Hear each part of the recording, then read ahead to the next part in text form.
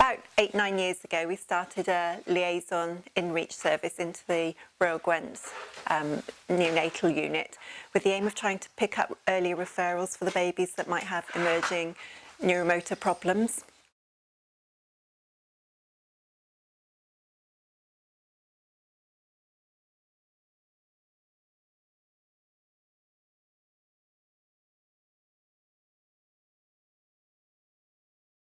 The aim of that being identifying which babies are going to be high risk and need ongoing treatment and intervention. The earlier we can identify the high risk babies, the earlier we can intervene and start early intervention therapy, and the better the longer term motor outcomes are going to be. So moving forward from here, what we're aiming to do now is looking at a multi-agency approach with getting the speech and language therapists, occupational therapists, dietitians and more physiotherapy time onto the unit, and as part of a liaison early identification service, so that we can all work together to ensure these babies reach the potential without any ongoing issues that we could have resolved early on.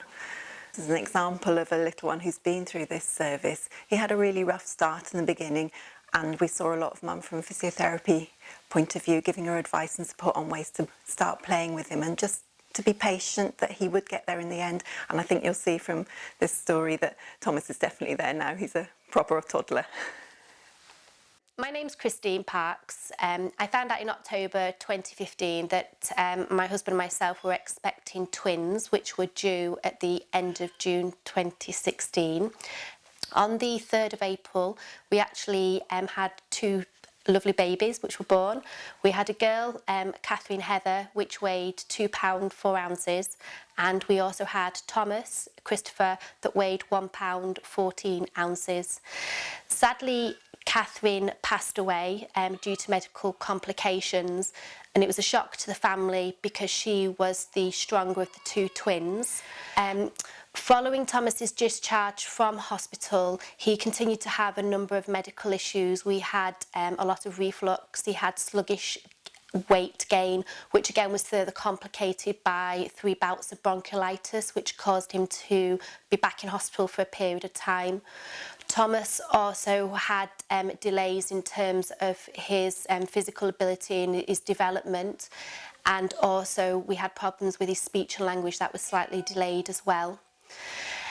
Thomas finally has started to reach his milestones through the support of all the NHS staff, the dietitians, the health visitors, the neonatal physiotherapists, his consultants, to name a few. So one key person that has supported Thomas and our family right from when he was in intensive care at the Gwent through to being home and in the community is his neonatal physiotherapist Debbie Paris. For me as a mum, in my experience, it's the utmost important thing to have a medical professional assigned to a premature family earlier rather than later, and it's important that that professional, for example a neonatal physiotherapist like Debbie, to follow them through from when they're on the intensive care ward right the way through to discharge, going home, and then later support, for example in the Surrender Centre in the community. We continued to see Debbie at the Surrender Centre until Thomas was about 2.5 when he started to walk.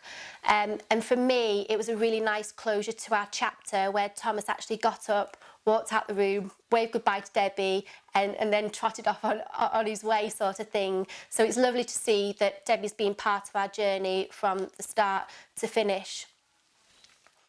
Now, I've been in situations where we have received fantastic care from the NHS. However, we've seen different people at every different appointment, and again as a mum I'm having to re-explain our story, explain our history, which sometimes can be quite upsetting if the questions can be asked wrong. So therefore for me, the NHS have been fantastic. We owe a lot to the NHS, particularly Thomas and ourselves as a family. It's important that a professional is assigned from day one.